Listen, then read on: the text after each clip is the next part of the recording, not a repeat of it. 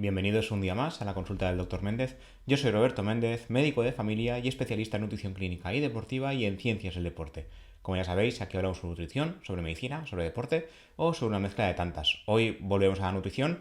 Hoy hablaremos sobre el síndrome de permeabilidad intestinal, una enfermedad que tiene una gran influencia en todo el cuerpo, pero que aún no está reconocida oficialmente como patología, a pesar de que hay grandes estudios, como es el caso de la Universidad de Harvard, que sí que han dejado claro que sí que es una enfermedad como tal, e incluso en España se está estudiando, se analiza, se diagnostica y se trata. Hoy hablaremos un poquito de todo ello, de qué síntomas tiene la permeabilidad intestinal, por qué hay una parte fisiológica y otra patológica, es decir, por qué la permeabilidad hasta cierto punto sí que es normal, es fisiológica, y a partir de qué punto ya no es tan fisiológica, sino que puede ser problemática. Qué causas hay detrás de ella y qué maneras de prevención y tratamiento podríamos tener. Además, también hablaremos de la dieta de reinicio intestinal, una dieta que me pareció curiosa porque la dibujan como a corto plazo cuando son consejos que se pueden seguir a largo plazo. Y finalmente hablaremos del caldo de huesos, que parece muy antiguo y hoy en día está muy de moda, cuando las diversas culturas durante la historia han centrado y han focalizado su dieta en este tipo de caldos. Y nada, vamos a empezar. Como decía, durante los últimos años se ha hablado mucho de la permeabilidad intestinal y del síndrome de intestino permeable, que no irritable. Son cosas diferentes, aunque una puede colaborar en la otra. Es cierto que no se considera una patología reconocida y oficial, pero hay bastantes estudios y evidencia científica alrededor de este tema. En este caso, el síndrome de permeabilidad intestinal se basa en que el intestino delgado no funciona como toca. Recordemos que el intestino delgado es la zona del tracto gastrointestinal más grande de todo el cuerpo donde realmente se produce la digestión y absorción de los nutrientes. En total se abarcan entre 400 y 600 metros cuadrados de tejido.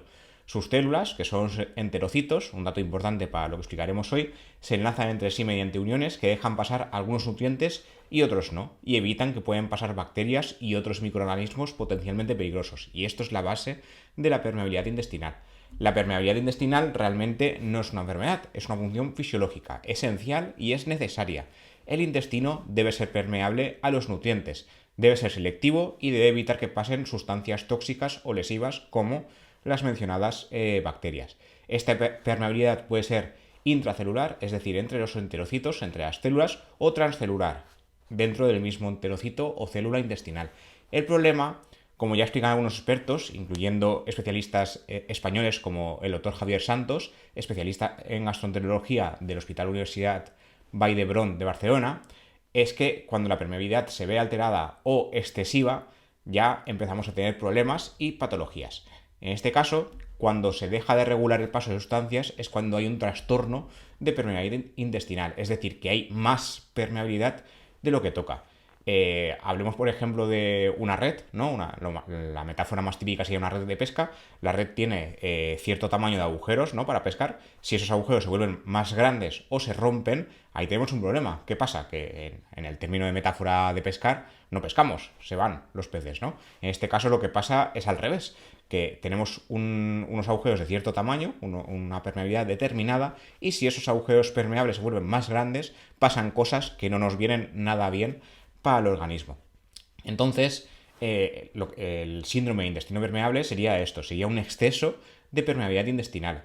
Como ya sabéis, en el periódico hemos publicado bastantes estudios sobre el tema. Cuando hay alteraciones a nivel gastrointestinal, normalmente a nivel intestino delgado o intestino grueso, se pueden producir enfermedades en otras partes del organismo, enfermedades neurológicas, hepáticas e incluso dérmicas a nivel de la piel, porque la microbiota intestinal, es decir, las bacterias beneficiosas que viven en nuestro colon y en nuestro intestino delgado, sobre todo el colon, tienen muchas funciones que aún no conocemos totalmente y que si se ven alteradas al final también afectan al resto del organismo en modo dominó. Entonces, cabe recordar que estas bacterias y su alteración también pueden conllevar una mala absorción de los nutrientes. Si se aumenta la permeabilidad intestinal, se absorben cosas que no toca y se dejan de absorber cosas que sí que toca, como en el caso de nutrientes tipo grasas, vitaminas e incluso llegar a producir déficits nutricionales. Perdón. Además, se ha sugerido que el síndrome de intestino irritable se caracterizaría por síntomas bastante inespecíficos que lo harían muy complicado de diagnosticar. Algunos de estos síntomas serían diarrea de origen desconocido a largo plazo, pérdida de peso, cansancio extremo e incluso aumento del riesgo de intolerancias o sensibilidades a diferentes sustancias como lactosa, fructosa o sorbitol. Hoy en día en la consulta, a nivel de atención primaria, por lo menos en el área donde trabajo yo, sí que podemos diagnosticar las intolerancias a lactosa o fructosa, pero ninguna más. Anteriormente sí que nos dejaban hacer pruebas de SIBO, del síndrome de sobrecrecimiento bacteriano, que también tiene mucho que ver con la permeabilidad intestinal, pero hoy en día de momento no. De esto ya hablamos en su día, del SIBO. Tenemos un capítulo entero sobre el tema con la nutricionista Raquel Casares. Os lo recomiendo. Es un poco más largo del habitual, pero diría que es muy interesante y muy práctico. Volviendo al tema de hoy, a la permeabilidad intestinal, se ha sugerido que este exceso de permeabilidad también se relacionaría con otras enfermedades inflamatorias intestinales, véase colitis ulcerosa, enfermedad de Crohn o el mencionado síndrome de intestino irritable. En este caso sí, como comentaba al principio. Entre las potenciales causas de la permeabilidad intestinal hay muchas. Como en casi todas las enfermedades, nunca hay una sola causa, sino que se suele haber muchas en conjunto. Algunas pesan más que otras, pero no es una única. Se han sugerido factores genéticos, estilo de vida como mala alimentación, estrés crónico, consumo de antibióticos en exceso y otros fármacos que pueden ser gastrolesivos, además de consumo de alcohol y otros tóxicos, otras drogas, infecciones virales o bacterias a nivel gastrointestinal o la falta de un correcto descanso a largo plazo. Como diagnóstico, existen diferentes pruebas, pero las más usadas implican el uso de moléculas de gran tamaño marcadas para ver si entran por el intestino permeable o no. En este caso, se usa una molécula marcada que va por la zona gastrointestinal y si se detecta en orina después de unas horas, hasta 24 horas después, significa que ha sido capaz de atravesar la pared intestinal y que no debería. Algo que en condiciones fisiológicas esta molécula, por su tamaño, no debería llegar a la orina porque debería quedarse a nivel intestinal y no atravesar la pared. Entonces, si la detectamos en orina, como está marcada para ello, ya podríamos dar como diagnóstico de que hay cierta permeabilidad intestinal. No podemos saber en qué punto exactamente, obviamente, pero podemos saber que ahí pasa algo. Entonces, ¿cómo podemos prevenir y tratar la permeabilidad, que como ya digo, sigue siendo una enfermedad de momento no oficial, pero universidades importantes como la Universidad de Harvard tienen artículos dedicados íntegramente a ella. Os dejaré enlazado en las notas del programa estos artículos, que la verdad es que me parecen muy interesantes y yo creo que a largo plazo sí que veremos que esto existe, y tanto que existe, y que deberíamos tenerlo más en cuenta tanto en consulta médica como en consulta nutricional, aunque muchos nutricionistas me consta que ya lo tienen en cuenta. En este caso, para prevenirlo, dado que la alimentación es uno de los puntos importantes del síndrome de permeabilidad intestinal, lo que habría que hacer es evitar aquellos alimentos que lo pueden provocar y tomar más sustancias que pueden ayudar o a prevenirlo o a curarlo en parte. Algunas de esas sustancias potencialmente dañinas serían, como no, los alimentos ultraprocesados, el alcohol, otras drogas, algunos fármacos, como decía, el exceso de antibióticos. Lo ideal, como siempre decimos en todos los programas, es tomar solo medicación bajo recomendación médica y no por nuestra cuenta. Y algunos expertos también abogan por evitar el consumo de antinutrientes, pero como ya dijimos en el programa dedicado a antinutrientes, muchos estudios están empezando a sugerir que estas sustancias no son dañinas, sino que más bien al revés, porque los alimentos que las contienen otras sustancias que hacen un poco de contrapeso para que no hagan daño y que además puedan ser incluso beneficiosas para el organismo. Luego, por otro lado, habría alimentos que pueden ayudar a regular la permeabilidad intestinal, como los alimentos ricos en fibra y antioxidantes, frutas y verduras, o alimentos ricos en glutamina, como frutos secos, carne magra y lácteos. Luego también hay otros autores que abogan por la toma de probióticos, como yogur, churrut o kéfir. Y algunos incluso recomendarían suplementos. Yo en este caso, como siempre, recomiendo suplementos si no se pueden obtener sus nutrientes a través de una dieta habitual, equilibrada y fresca. Porque muchos de esos suplementos, aparte de que no han demostrado ser mejor que los alimentos, algunos sí que se absorben mejor porque la forma de prepararlos sí que es más óptima, pero la gran mayoría no. Son caros, económicamente poco viables para algunas personas y no siempre son la mejor opción. La mejor opción sería tomar los nutrientes de los alimentos. Esto me parece muy obvio, aunque haya mucha gente que hoy en día no lo quiera ver. Entre estos suplementos, como decía, para tenerlo en cuenta y como anécdota, está la glutamina, que hemos comentado antes, las enzimas digestivas, el zinc, el selenio o la betaína, que sí que han demostrado beneficios en esta enfermedad en especial, en el síndrome del intestino irritable, permeable, perdón, pero como digo, es mejor intentar buscar estos nutrientes en los alimentos reales. Por ejemplo, la glutamina la hemos comentado anteriormente, frutos secos, carne magra y lácteos. Luego, para continuar, quería hablaros de la dieta de reinicio intestinal, que me parece muy interesante, porque los expertos recomiendan hacerla durante 3 días, pero los 6 consejos que conllevan una dieta de reinicio intestinal se pueden hacer toda la vida, porque son consejos saludables en general. En este caso, teniendo en cuenta lo mal que se come hoy en día, la dieta occidental sigue copando el gran porcentaje de alimentación de patrones alimentarios del mundo occidental, valga la redundancia, y el 70-80% de la gente basa su alimentación en una dieta occidental, que ya os la expliqué en un programa dedicado íntegramente a ella. En este caso, lo que busca la dieta de reinicio intestinal es hacer eso, hacer un reset que mejoraría la salud intestinal y aumentaría la cantidad de bacterias beneficiosas para la salud. Es decir, que mejoraría el microbioma.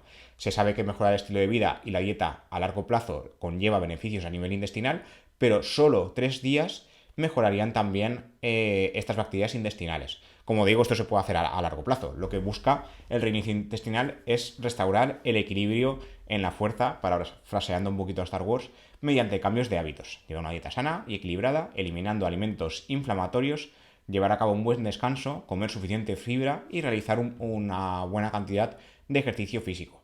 Los 6 consejos, que también os enlazaré en las notas del programa, sería tomar alimentos antiinflamatorios, en este caso eliminar cualquier tipo de alimento o bebida proinflamatoria, como bebidas azucaradas, carbohidratos refinados, alimentos ricos en grasas saturadas o carnes procesadas. Y habría que comer muchos alimentos frescos y grasas saludables, que a mí me parece lógica, pero vamos a recordarlos: verduras de hoja verde, espinacas, col rizada, verduras de colores, pimientos, zanahorias, frutas bajas en azúcar, aceite de oliva, frutos secos, semillas, pescados azules y proteínas magras como por ejemplo carne de pavo, pollo o pato, eliminando la grasa. Finalmente, los carbohidratos complejos no refinados pueden proporcionar energía de combustión lenta, como sería el caso del arroz integral o cualquier tipo de grano integral, y siempre sin caer en los excesos, porque a pesar de que sean integrales, hay gente que tiende a caer en exceso igualmente, como si fuera el típico arroz blanco. Luego habría que llevar a cabo una buena hidratación, nada que apuntar en este punto, un sueño reparador, un buen descanso. Recordemos que ya tenemos un programa también sobre el tema del sueño, que no todo el mundo necesita la misma cantidad de sueño, a mayor edad menos cantidad de sueño se necesita, pero habría que ir viendo las necesidades individuales de cada uno. Todo el mundo, a pesar de tener X edad, no necesitamos la misma cantidad de sueño. Y lo que necesitamos, diría que todo el mundo hoy en día, es menos estrés. Entonces, habría que tener un sueño reparador y un correcto control del estrés asociado. Luego habría que tomar suficiente fibra y fermentos de diversa índole, ejercicio regular y finalmente técnicas de relajación. El estrés sería el 6.º punto, aunque yo lo he incluido dentro del tema del sueño reparador, pero si sufrimos estrés durante el día o a largo plazo, el sueño nunca va a ser reparador. Entonces, estos 2 puntos, en mi opinión, van unidos. Los investigadores abogan por hacer estas 6 técnicas a la vez, en plan de choque, diría yo, pero realmente, si repasamos bien, todas estas se pueden hacer todos los días a lo largo de la vida, y de hecho sería lo más recomendable para tener una salud óptima en general. Yo cuando lo leí me pareció interesante el tema de que solo 3 días ya conllevan beneficios, pero se puede hacer para siempre si uno quiere llevar una salud como toca. Y finalmente tenemos el tema del caldo de huesos. El caldo de huesos es muy típico de diversas culturas durante, diría que toda la historia, pero hoy en día como que le han dado un poquito más de bombo, un poco más de marketing de fondo, y realmente el que nos vende muchas veces no es el típico caldo de huesos, sino que nos venden ocasionalmente productos procesados que no deberíamos ni comprar ni tomar. Y en este caso, el caldo de huesos no tiene mayor secreto. O sea, es una receta cocinando verduras, huesos asados y en ocasiones carne a fuego lento, incluso 24 horas, y la mezcla resultante se cuela y se sazona, como una sopa, esencialmente. Lo que pasa es que aquí es muy importante el tema de los huesos por los nutrientes y micronutrientes que se quedan en este caldo resultante. Ha sido un plato básico para multitud de culturas durante cientos de años, como digo, aunque hoy suele comercializarse en forma de terrones en polvo, que yo jamás recomendaría comprar. Vale más la pena hacerlo uno en su casa con la calma y con paciencia que comprar un terrón de caldo de huesos preparado de la marca X. No tiene mucho sentido porque ahí estamos haciendo una doble vara de medir, ¿no? Queremos ser sanos comiendo caldo de huesos y va y lo compramos procesado. No tiene ningún sentido. El caldo de huesos se ha visto que es rico en algunos nutrientes como el colágeno. Recordemos que el colágeno, aunque lo consumamos de forma externa, ya sea en suplementos o en alimentos que lo contengan, como el caldo de huesos, no tiene por qué ayudarnos a mejorar la salud articular o dérmica, sino que las proteínas de este colágeno se descompondrán en forma de aminoácidos y viajarán por el organismo donde el organismo lo necesite. No se formará nuevo colágeno porque lo hayamos consumido. No es tan fácil. Sí que es verdad que cuanto más colágeno externo consumamos, es más fácil que estos aminoácidos lleguen a puntos clave que a nosotros a lo mejor nos gustaría, pero no tiene por qué. O sea, la ciencia no ha demostrado que eso sea así. Luego el caldo de huesos también ha demostrado mejorar la salud intestinal, de ahí que lo relacione hoy con el síndrome de permeabilidad intestinal, porque el caldo de huesos, según investigadores de la Universidad de Harvard, ha demostrado ayudar a mejorar los síntomas de la permeabilidad intestinal patológica. Entonces, en este caso, también de vez en cuando estaría bien hacer algún que otro caldo. Por otro lado, el caldo de huesos también se ha relacionado con mejoras en los síntomas del resfriado, aunque lo mismo que el típico caldo de pollo. Esto puede ser un gran efecto placebo. Sí que es verdad que la gente parece mejorar sintomáticamente cuando toma este tipo de caldos por el tema de que está calentito y demás, pero no se ha visto científicamente que realmente haya mejoras objetivas como tal. Lo que se ha visto es que a nivel efecto placebo parece que va muy bien en general. Yo lo he probado conmigo mismo y el caldo de pollo calentito pues mejora en ese momento, te abre las vías respiratorias, tal, pero a nivel científico y a nivel fisiológico la ciencia no ha demostrado que esto realmente sirva. Y finalmente también se ha demostrado que el caldo de huesos puede mejorar algunos síntomas de enfermedades autoinmunes. Esto se debería a los MACs. Los MACs son carbohidratos metabólicamente activos, digeribles por la microbiota intestinal, y son esencialmente un tipo de fibra, aunque no hay que confundir los conceptos. La fibra es la parte no digerible de los alimentos. Los MACs serían la parte no digerible de los alimentos, pero que sí que pueden metabolizarse por la microbiota intestinal. Y esta parte es muy importante porque de hecho la mayoría de la celulosa de los alimentos no se metaboliza, pero tampoco es metabolizada por las bacterias intestinales, por lo que la celulosa sería fibra, pero no MAC. Y los MAC sí que se metabolizan y sí que son importantes. Es como una especie de alimento para las bacterias. Y que las bacterias intestinales tengan una buena salud, como hemos dicho a lo largo de todo el programa, es más importante de lo que solíamos pensar hace cosa de nada, de 10 años. Es un tema que aún se tiene que estudiar, el tema del microbioma intestinal en general, el tema del SIBO, el tema de la permeabilidad, son temas que aún deben estudiarse mucho, estamos muy al principio de estos temas, igual que cuando comenté en el programa de probióticos que aún nos queda mucho por estudiar, aunque ya se está haciendo mucho negocio con el tema, realmente no sabemos casi nada. Entonces, coged el capítulo de hoy como anécdota de lo que sabemos hasta ahora, porque realmente, como digo, la permeabilidad intestinal aún no se diagnostica oficialmente como enfermedad. Algún día yo personalmente creo que sí que se diagnosticará como tal, pero todo lo que sabemos y todo lo que he ido diciendo necesita aún evidencia. Existe evidencia, si no, no estaríamos comentándolo hoy en el programa, porque no comento nunca cosas que no tengan base científica, pero aún queda mucho por estudiar. Espero que haya sido de interés. Como siempre, podéis escuchar el programa en todas las plataformas habidas y por haber: Spotify, iVoox, Apple Podcast, Google Podcast, Amazon Music, Pocket Cast, en Qonda, que es donde colgamos todos los programas. En YouTube podéis escucharlo y verlo también. Y como siempre, cualquier comentario o cualquier duda que tengáis, o si tenéis alguna idea de programa que no haya tocado aún después de este sería el 85 capítulos, estoy abierto a nuevas ideas que me vendrían muy bien y a lo mejor os aportarían información de interés. Y nada, nos vemos y nos escuchamos en el siguiente episodio. Hasta la próxima.